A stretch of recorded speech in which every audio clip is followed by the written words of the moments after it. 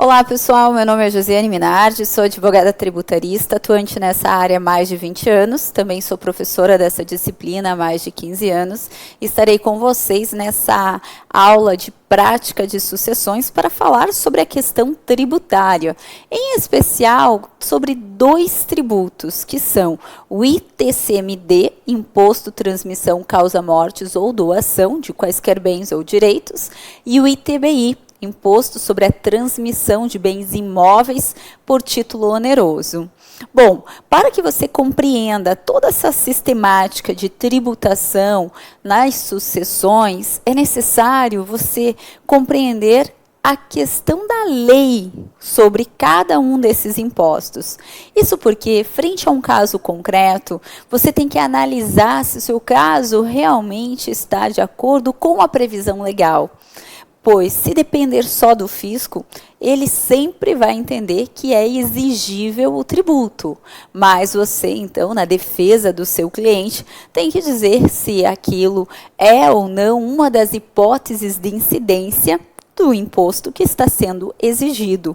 E também, por vezes, elaborar alguns planejamentos tributários para que você consiga, sim, escapar da tributação. Muitas vezes até não ter que pagar o tributo ou pagar bem menos tributo do que poderia ter que pagar caso não houvesse um planejamento. Mas para que haja esse planejamento, como eu disse, vocês têm que conhecer a legislação. No caso do ITCMD, trata-se da legislação estadual. Cada estado tem a sua própria legislação sobre esse imposto. E para o ITBI, é uma legislação municipal, tendo em vista que se trata de um imposto municipal.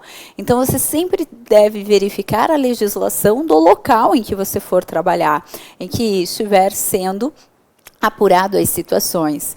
E na aula de hoje, antes de trazer exemplos e até mesmo sugestões de pequenos planejamentos, eu trago a vocês como eu faço em meu escritório para pensar em planejamentos, em saídas, para sugerir ao cliente. É claro que quando a gente está frente ao cliente, ele acaba decidindo o que é melhor, mas nós sempre podemos aqui sugerir saídas para que tenha uma tributação menor.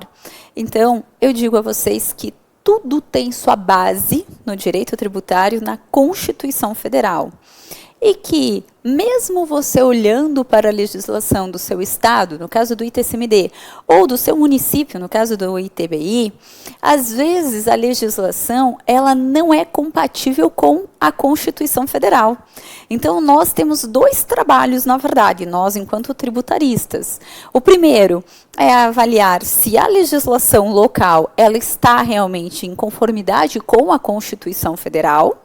E o segundo passo é analisar se o meu caso em concreto está de acordo com aquela legislação. Porque só haverá a hipótese de incidência, na verdade, só haverá incidência tributária se guardar identidade entre o que ocorreu no mundo fenomênico com a previsão legal e se ela está de acordo com a Constituição Federal. Para você compreender, vamos passo a passo, pois é realmente, como eu te disse, o que eu faço em meu escritório. Toda vez que chega um caso em concreto, até porque muitos casos sempre tem alguma novidade, alguma peculiaridade, então eu sempre tenho que analisar frente à legislação. E, para tanto, eu trago o que eu chamo de sequência do direito tributário. O professor Paulo de Barros Carvalho, que é o meu orientador no doutorado e é um grande tributarista, ele, na verdade, fala do ciclo da positivação da obrigação tributária. Por quê? Porque, na verdade, há um ciclo pelo qual devemos passar para que haja a obrigação tributária, o dever de pagar o tributo. E é isso que eu vou demonstrar aqui para vocês. Como que chega esse dever de pagar o tributo? Pois vocês têm que compreender para poder dizer ao seu cliente se ele vai ou não pagar o tributo naquele caso em concreto. Pois bem, esse ciclo da positivação da obrigação tributária, ele tem início com a Constituição Federal. É da Constituição Federal que partimos discutimos no direito tributário. Isso porque a Constituição Federal, ela outorga poderes para os entes federativos, para que eles então possam criar e majorar os tributos. Logo, não é a Constituição que cria o tributo, não. A Constituição apenas outorga poderes para os entes federativos, para esses sim criarem os tributos: União, Estados, Distrito Federal e municípios. Esse poder de criar, majorar o tributo é o que nós denominamos de competência tributária, pois cada ente tem a sua competência delimitada pela Constituição Federal, de modo que a Constituição, ela, em que pese não criar o tributo, ela diz claramente quais serão os tributos que serão criados por cada um dos entes federativos.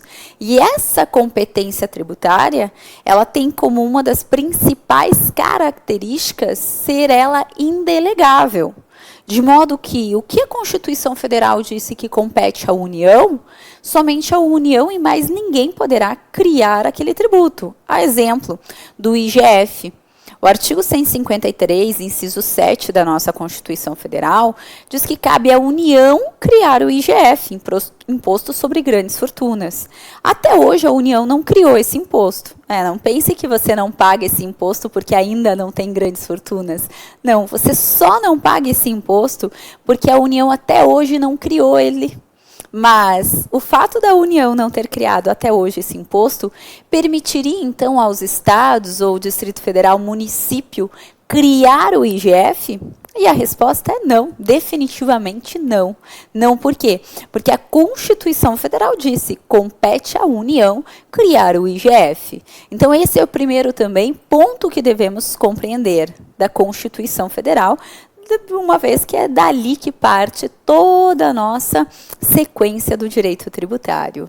Quanto aos dois impostos que eu irei comentar hoje, que é o ITCMD e o ITBI, nós vamos verificar que a competência para criar o ITCMD, como eu já até mencionei, é dos estados e Distrito Federal, conforme previsão no artigo 155, inciso 1 da nossa Constituição Federal. E o ITBI, que é o Imposto sobre a Transmissão de Bens Imóveis por Título Oneroso, é de competência municipal, nos termos do artigo 156, inciso 2 da Constituição Federal. Pois bem, eu disse então que é a Constituição que dá esse poder para os entes criarem. Então a Constituição deu o poder para o Estado criar o ITCMD, assim como o Distrito Federal, e para os municípios criar o ITBI. Mas a Constituição, ela deixa bem delimitada até onde vai a competência desses entes. Tanto que, quando se fala de imposto sobre transmissão, causa-morte ou doação, a Constituição diz, vai incidir sobre a transmissão, causa-mortes ou doação de quaisquer bens ou direitos. E para o ITBI, vai incidir sobre a transmissão de bens imóveis por título oneroso. É claro que nós iremos analisar com muito cuidado e atenção essa competência tributária. Mas antes de falarmos sobre esses dois tributos em específico, eu preciso que você compreenda a importância que tem a Constituição Federal para que você possa analisar a legislação do seu estado e do seu município e verificar se elas estão realmente de acordo com a Constituição. Pois se não estiverem, nós teremos que ingressar com uma demanda para que haja a correta adequação. Veja, como eu disse, a competência tributária é o poder que a Constituição Federal dá ao ente para ele criar o tributo. Só que ela, a Constituição, delimita esse poder até onde o ente pode tributar, e uma das principais características é ser justamente indelegável, intransferível. Uma segunda característica importante para a nossa aula de hoje, referente à competência tributária, é que ela é inalterável por lei infraconstitucional. Isso significa dizer que a competência tributária, aqui a Constituição Federal dá para o ente, ela não pode ser alterada por uma lei infraconstitucional. Até pode ser alterada por meio de emenda à Constituição, mas não por lei infraconstitucional. Começa a compreender por que a lei tem que estar realmente de acordo com a Constituição?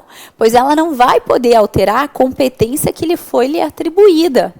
E assim, um exemplo clássico que eu menciono é a questão do IPTU.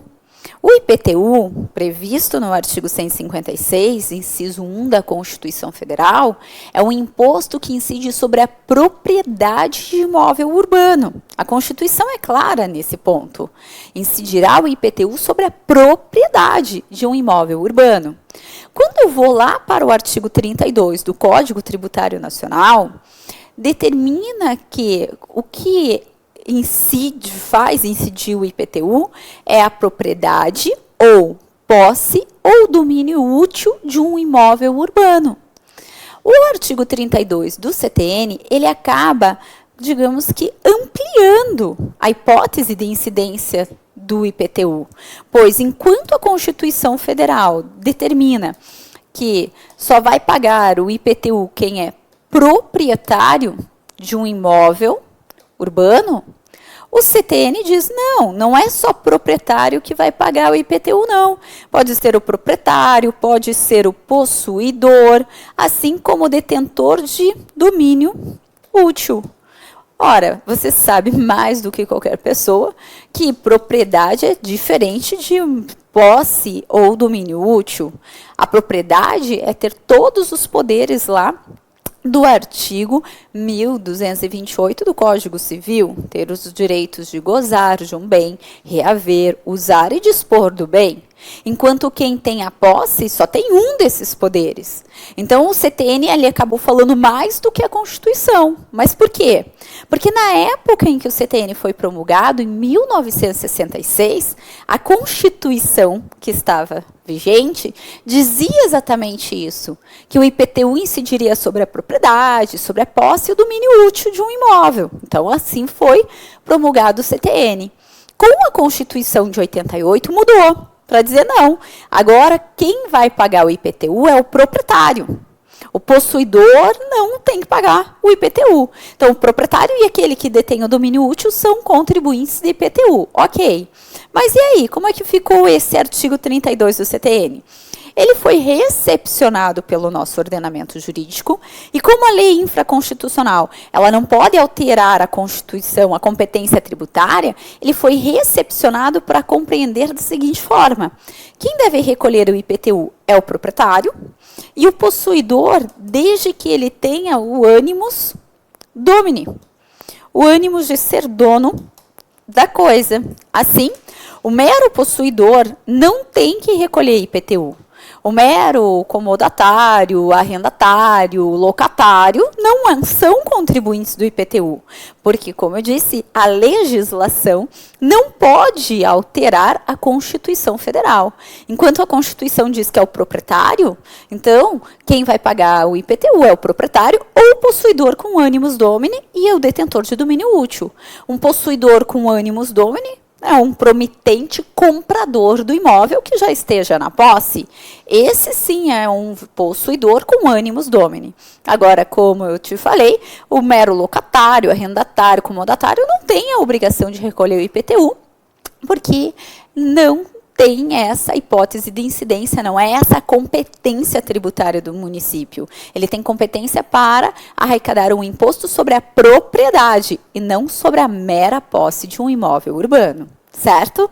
Pois bem, então isso é importante para que você compreenda, para você analisar se a tua lei local ela está compatível com o que determina a Constituição Federal. É claro que quando nós formos falarmos especificamente sobre esses impostos, o ITBI e o ITCMD, eu vou mostrar para vocês como é que deveria estar na sua legislação e você faz a análise para verificar se está de acordo. E aí o seu único trabalho, digamos assim, vai ser confrontar o teu caso concreto com a legislação. Mas a legislação tem que estar de acordo com a Constituição Federal.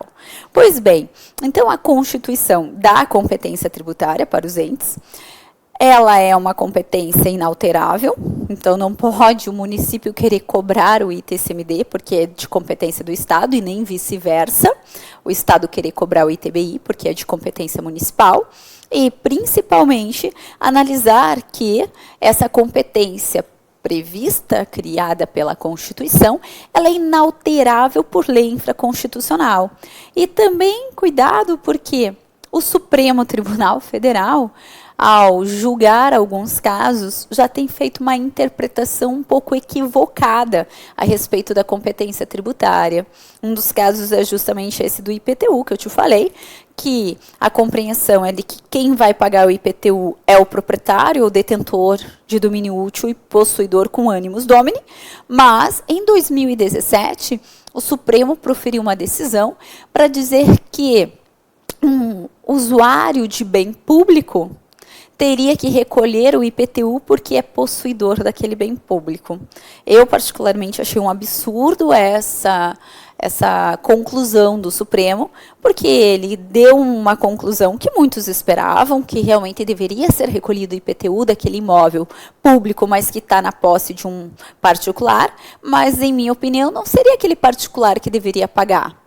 Porque o mero possuidor não paga IPTU, não é contribuinte do IPTU. Se o Supremo assim decidiu, o Supremo acabou de alterar a competência tributária de um imposto, o que não pode, que é inalterável até por lei, não pode ser pelo Supremo também, muito menos. Mas a minha compreensão é que o próprio ente federativo, em que pese ter o artigo 150, inciso 6, a linha A da Constituição, que prevê a imunidade recíproca, que veda aos entes federativos cobrar impostos um dos outros, mas nesse caso em que o ente ele celebra um contrato de cessão de direito de uso de um bem imóvel, mas tem até um caráter aqui lucrativo, aí ele perde a imunidade dele, como até prevê a própria Constituição Federal, no artigo 150, parágrafo 3º da Constituição Federal. Então, temos que tomar esse cuidado, porque nem mesmo o Supremo Tribunal Federal, por vezes, tem proferido decisões de acordo com as nossas regras do direito tributário. Pois bem, feita essa primeira análise, voltamos aqui para esse ciclo de positivação da obrigação tributária. A Constituição dá o poder para os entes federativos, para eles criarem os tributos que estão previstos pela Constituição Federal, e esses tributos serão criados por meio de lei. Via de regra é a lei ordinária, não precisamos, via de regra, de lei complementar. Existem, é claro, alguns tributos, no entanto, que só poderão ser criados e majorados por meio de lei complementar, como assim determina a Constituição Federal, mas são só 4, que não nos interessa, por isso eu falarei rapidamente. Diz respeito a uma contribuição social residual, prevista no artigo 195, parágrafo 4º da Constituição Federal, o empréstimo compulsório, previsto no 148 da Constituição, o IGF, Imposto sobre Grandes Fortunas, que ainda não foi criado, mas quando for, depende de lei complementar, artigo 153, inciso 7 da Constituição, e o imposto residual, previsto no 154, inciso 1 da Constituição Federal. Esses 4 precisam de lei complementar, agora os demais não. Os demais podem ser criados por meio de lei ordinária, sem problema algum. É claro que, se você for verificar, mas o meu, ele foi criado por lei complementar, o ITBI, o ITCMD, aqui, não tem problema. Porque você sabe que quando a Constituição não exige lei complementar para tratar sobre a matéria, é porque eu posso tratar sobre lei ordinária, mas sendo tratado por lei complementar, não tem problema nenhum, não prejudica. Pois a diferença que existe entre uma lei ordinária e uma lei complementar não é questão de hierarquia, mas são duas diferenças. A primeira, em razão da matéria, que a Constituição prevê expressamente as matérias que ela exige lei complementar, e a segunda diferença é quanto ao quórum de aprovação. Para aprovar uma lei complementar, eu preciso de maioria absoluta, enquanto para aprovar uma lei ordinária, eu preciso de uma maioria simples. Então, se o tributo foi criado por lei complementar quando não precisava, não há problema nenhum, porque quer dizer que foi aprovado por uma maioria absoluta. Quem pode o mais, pode o menos, sem problema algum.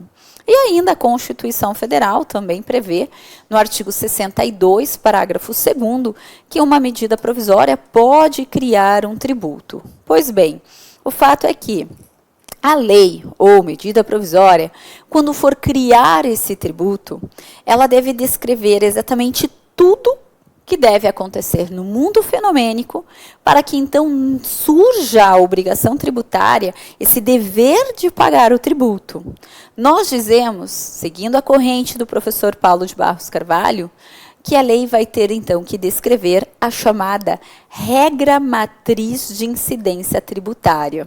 O que vem a ser essa regra matriz de incidência tributária?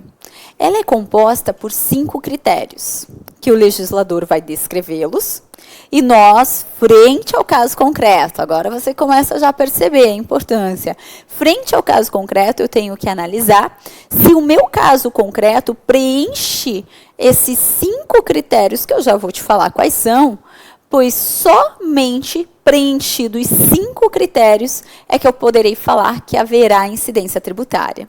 Basta faltar um único critério, não haverá incidência tributária. E quais são esses 5 critérios? O primeiro deles é o denominado critério material. Deixa eu até trocar aqui a cor da canetinha. Eu já te explico cada um dos critérios também. Primeiro falarei quais são eles. O segundo critério, nós temos o critério temporal. O terceiro é o critério espacial. O quarto, critério quantitativo. E o quinto, critério pessoal. Bom, com relação ao critério material, é o que, na verdade, muitas pessoas acabam confundindo, e com razão, porque a legislação assim fala, de fato gerador. Então, o que é o fato gerador? Na verdade, é uma expressão extremamente equivocada, porque revela ao mesmo tempo 2 realidades muito distintas. A primeira fala-se em fato gerador enquanto está só previsto na lei. Na verdade, aquilo que o legislador escolheu como hipótese de incidência tributária. Não entendi, Josi. O que chamamos de fato gerador, parêntese, é o que o legislador elegeu para sofrer a incidência tributária. É aquilo que o legislador foi lá na lei, no mundo jurídico, e elegeu para sofrer a incidência. A exemplo, fica mais fácil. Vamos primeiro aqui buscar a regra matriz do IPVA, para depois, com muita calma, estudarmos a regra matriz do ITBI e do ITCMD. No caso do IPVA, o que o legislador escolheu para sofrer a incidência desse imposto? Ser proprietário de veículo automotor. Então, isso é o que nós chamamos de fato gerador. Essa escolha do legislador para ser passível de tributar. Mas dizer fato gerador está dizendo 2 realidades bem distintas. Porque eu falo fato gerador ainda enquanto está previsto na lei e depois que ocorreu no mundo concreto. E enquanto previsto na lei, de forma abstrata, eu não posso falar que é um fato. Porque fato só existe quando já ocorreu no mundo fenomênico, concorda comigo? Isso é um fato. Então, enquanto está previsto na lei de forma abstrata, não é fato. O que nós temos, na verdade, é uma hipótese de incidência tributária. Pois, se o que está aqui na lei nunca ocorrer no mundo concreto, não haverá incidência tributária. Então, é uma hipótese. Se for proprietário de automóvel, vai pagar o IPVA. E depois que ocorre no mundo fenomênico, eu não posso nem falar em fato gerador mais, porque não vai gerar nada. Eu tenho a incidência tributária. Logo, quando ocorre no mundo fenomênico, eu já posso falar que é um fato que vai gerar uma relação jurídico-tributária. Então, nós preferimos, se for adotar uma fala correta, em dizer hipótese de incidência tributária enquanto está previsto em lei e fato jurídico tributário quando ocorre no mundo fenomênico. Mas o legislador, ele chama de fato gerador. Então, qual é o fato gerador do IPVA? Ser proprietário de veículo automotor. Mas esse fato gerador, nós trazemos aqui para a nossa regra matriz de incidência tributária como critério material.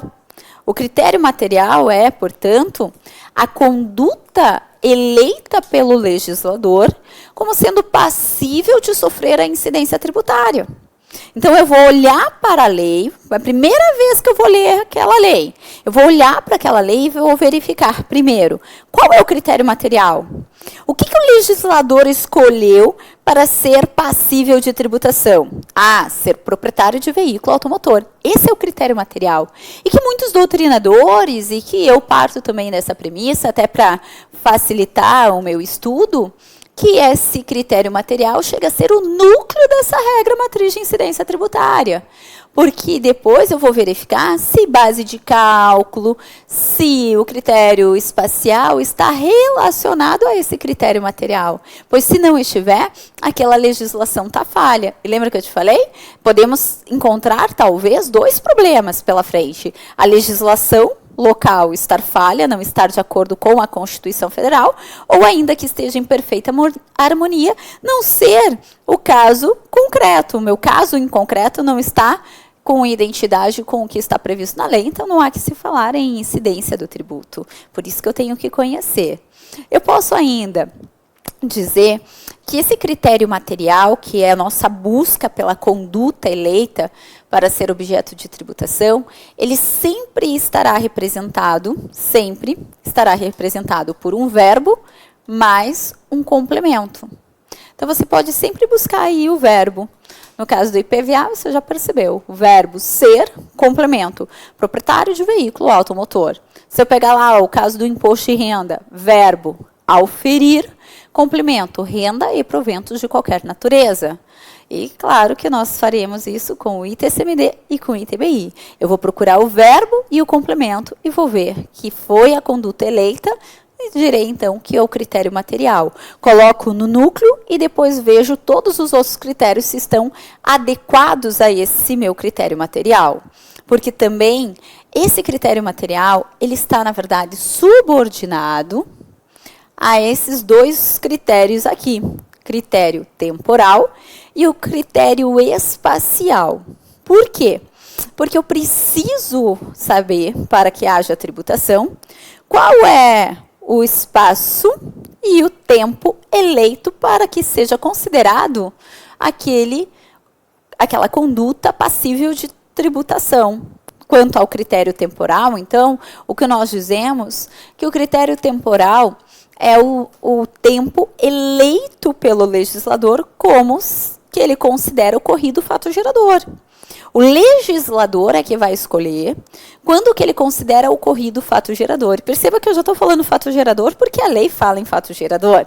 E aí, quando você vai conversar com o teu cliente, você também tem que falar em fato gerador.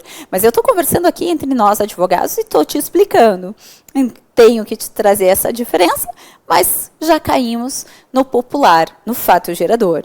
Então, de nada adianta você saber apenas o critério material, ser proprietário de veículo automotor. Se você não sabe o critério temporal, mas espera lá, se você é proprietário de um carro, você é proprietário todos os dias. Mas para fins de pagamento de IPVA, você tem que saber qual foi a data eleita pelo legislador em que ele vai considerar ocorrido o fato gerador. Na maioria dos estados, o nosso legislador elege para carros usados que o fato gerador é no dia 1º de janeiro de todo ano. Então, na maioria dos estados, nós temos isso, que ele escolheu. Porque, como eu te falei, quem é proprietário todos os dias. Mas eu tenho que saber, opa, a partir de que momento considerar-se-á ocorrido esse fato gerador. E vai vendo todas essas informações, porque tudo isso você vai ter que raciocinar frente ao teu caso concreto, que às vezes vem a cobrança do tributo antes mesmo de ser considerado ocorrido o fato gerador. Por isso que é importante.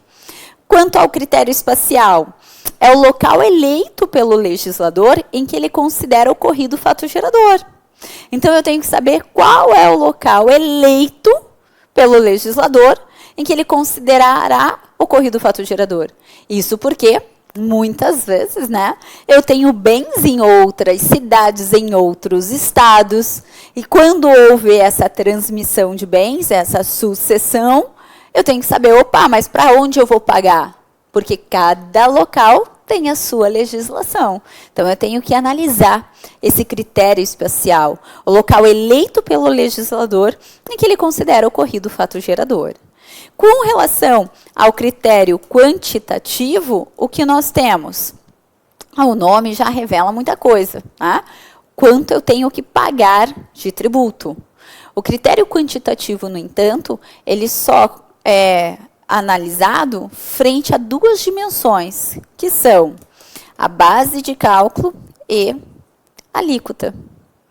Então, eu tenho que saber qual é a base de cálculo e a alíquota, que deve estar determinada pela lei. Base de cálculo, o nome já diz, é a base para cálculo do tributo. Qual que é a base para cálculo do IPVA? Valor do automóvel. Qual que é a alíquota? A alíquota vem representada em percentagem. Aí vai variar de estado para estado, no caso do IPVA, assim como do ITCMD, que a gente vai ver, e do ITBI, vai variar de município para município. Então, eu tenho que analisar para recolher de forma correta.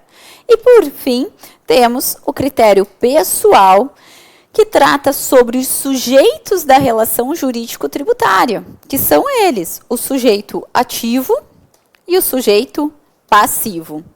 O sujeito ativo geralmente coincide com o critério espacial, é aquele que tem o direito de exigir o tributo, e o sujeito passivo é aquele que tem o dever de pagar o tributo.